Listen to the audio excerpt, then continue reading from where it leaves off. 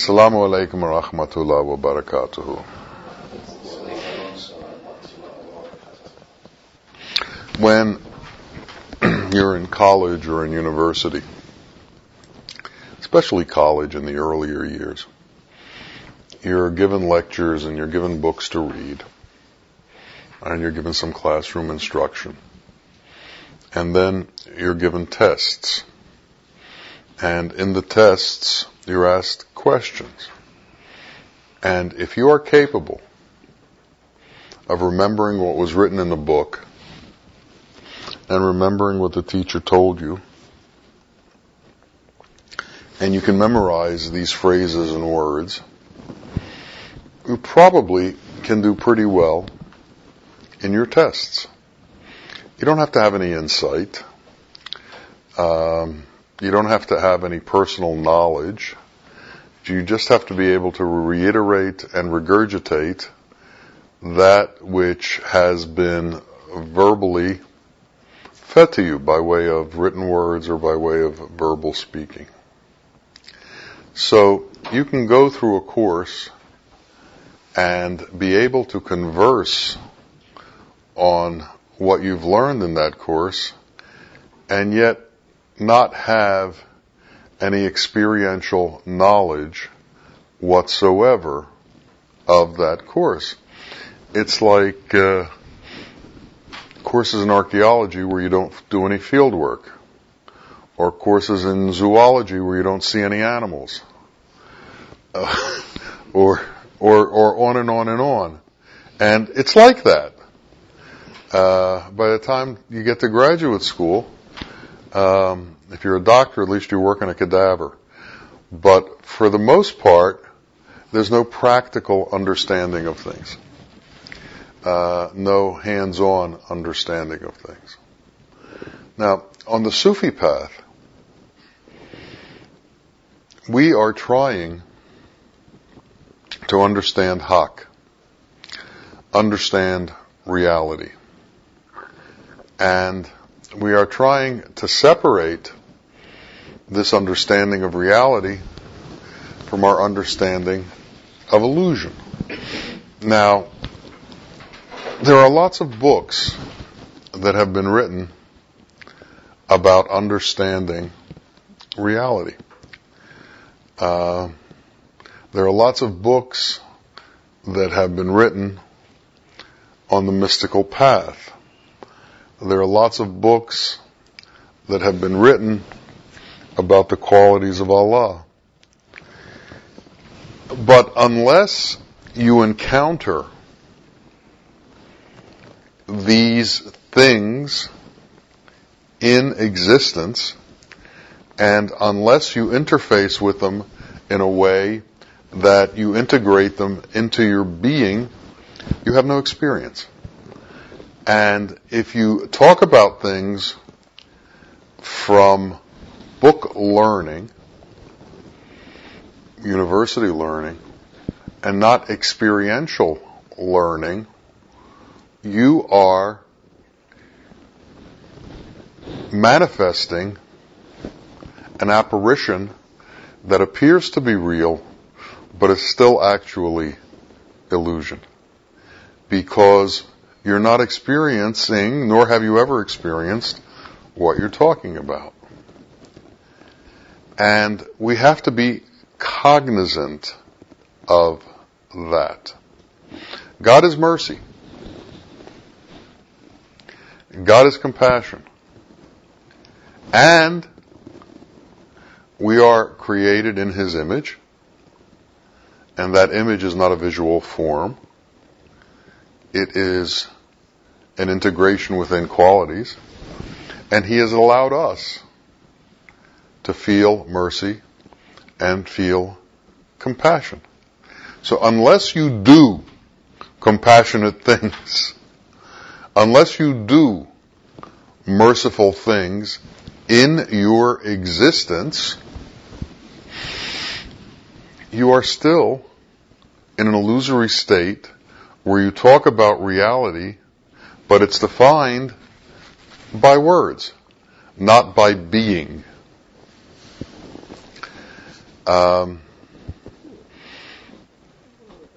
In the 12th century, someone once said, Sufism used to be a state of being. Now it's a philosophy. And the difference between a state of being and a philosophy has to be understood by each of us. For instance, in the Islamic world, when people begin to speak, or when people begin some kind of endeavor, they usually say, Bismillahir-Rahmanir-Rahim, which means, in the name of Allah, the Merciful and the Compassionate. Invoking the name of Allah, the Merciful and Compassionate, on whatever venture you're trying to do. Well, the drug dealers in Pakistan, before they begin their drug transactions, say Bismillahir-Rahmanir-Rahim. The murderers in ISIS, before they move forward to decapitate people, they say Bismillahir-Rahmanir-Rahim. Think about it. Think about how people are insisting that they are somehow involved in the name of Allah in mercy and compassion, yet it's not the truth the way they approach it. It's not the truth the way they live it, because they don't practice mercy and compassion, because they have no idea what mercy and compassion are. So they have created illusory understandings in that now it becomes merciful and compassionate for the world to kill people so that you can force them to believe the way that you want them to believe. It's merciful for society to kill off the ones who don't agree with you. There's a story of a Mongol conqueror who was going through village after village after village and destroying them. And he asked to be taught the religion. And he saw that in the religion people all had names of God. Abdul Rahman, Abdul Rahim, and so on.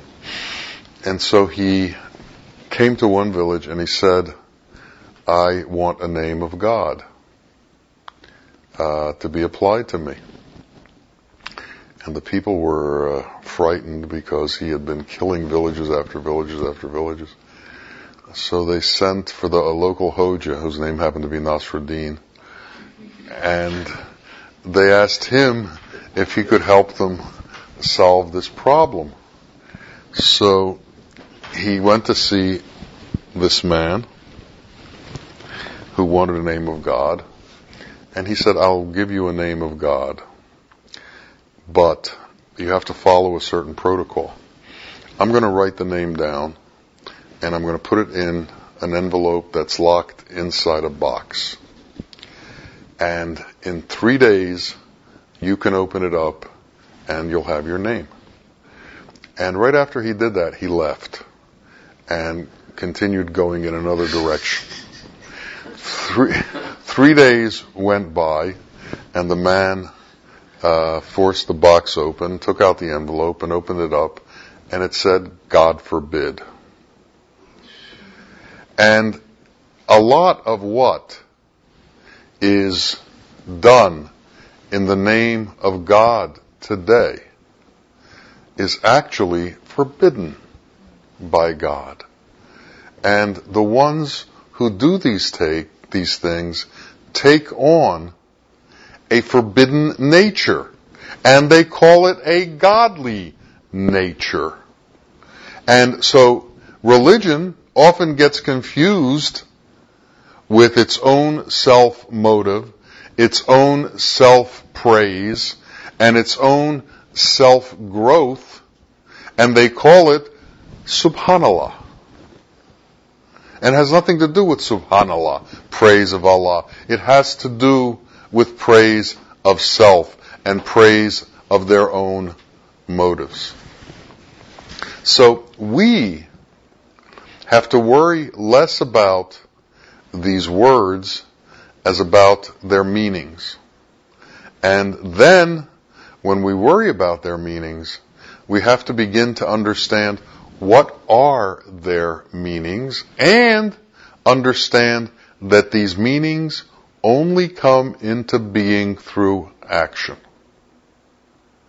Now, we as believers say Bismillahir-Rahmanir-Rahim a lot. It's like a restart button.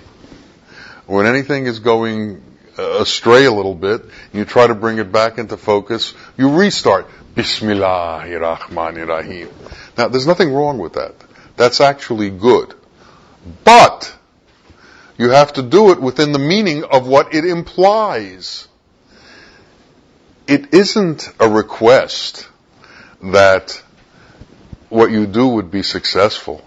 It isn't a request that your hallucinations become a sort of reality within what reality is in the illusory world.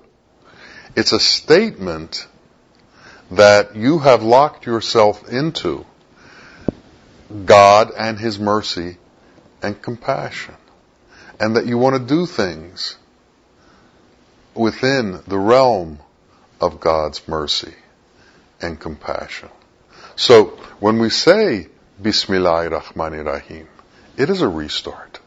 But it's a restart for our compassion and to understand what it actually is.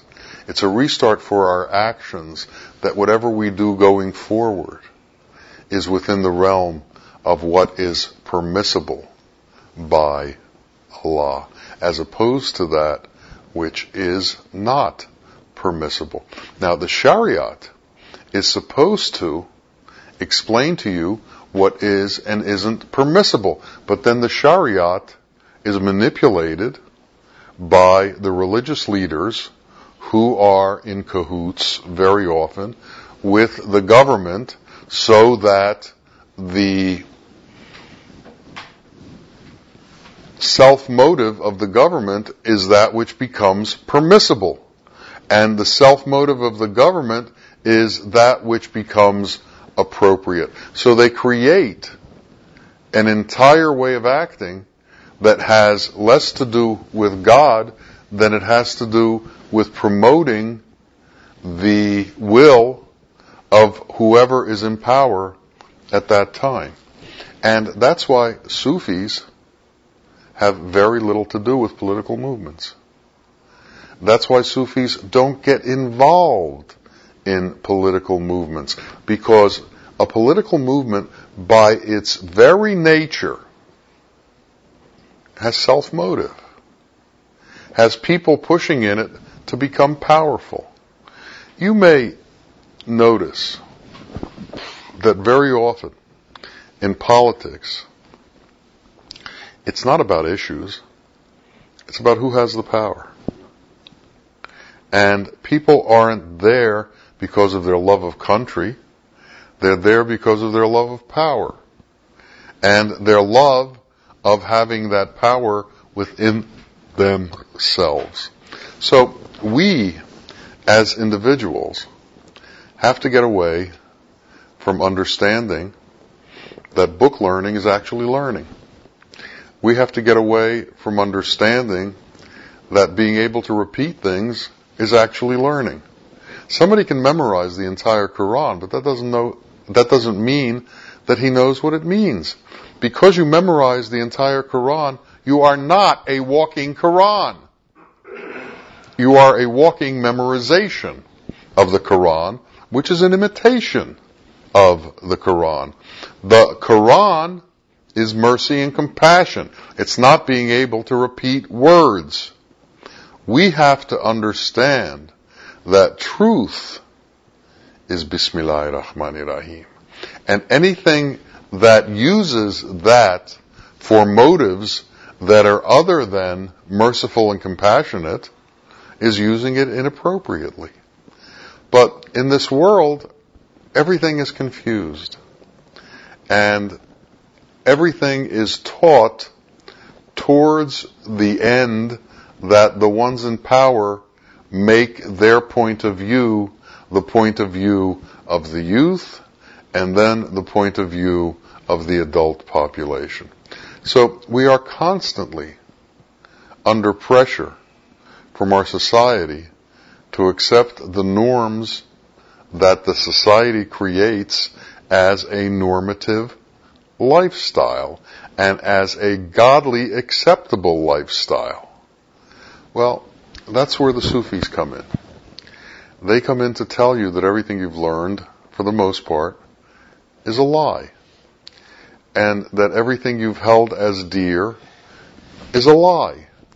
And that's why the Sufis get in trouble so often with prevailing governments. Why do they blow up Sufi mosques in Pakistan? Why do they cut off Sufi heads in Saudi Arabia? Because they are willing to speak out about the individual freedom to connect to God that doesn't need the intermediary of the government, that doesn't need the intermediary of the imams, that doesn't need intermediaries, that is available directly to you, and that you have to establish that somehow by yourself. So, we are in a minority of people. When Bawa was alive,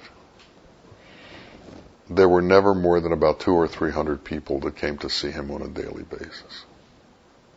A very, very small group. And if you look at Sufis throughout history, the Dargahs had small groups. They were often in very isolated places with very few people.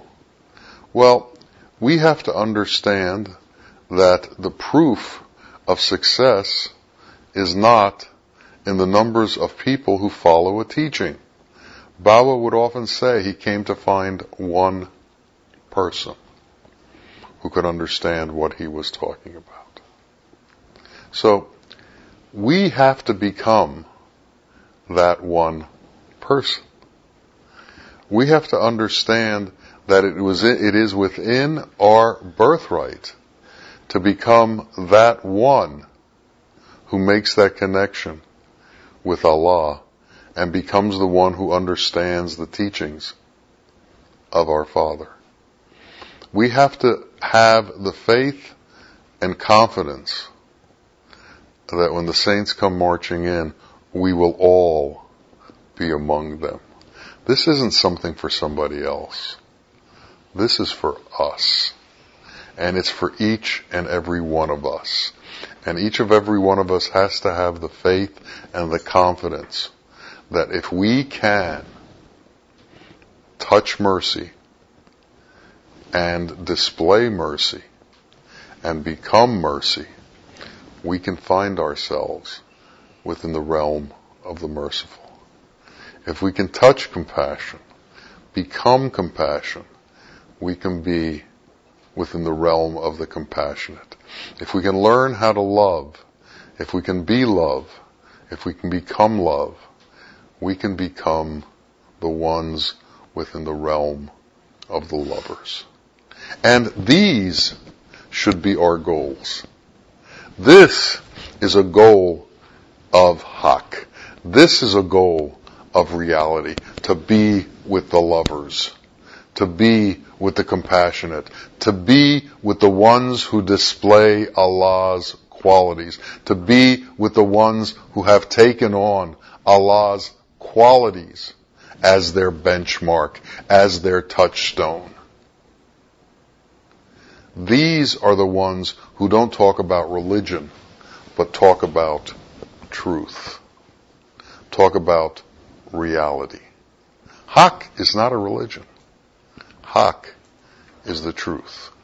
And haq exists within all of the religions, but is barely acknowledged by any of them, because they're too busy acknowledging the religion as opposed to acknowledging the essence of religion, which is being. Being what? Being Allah's qualities.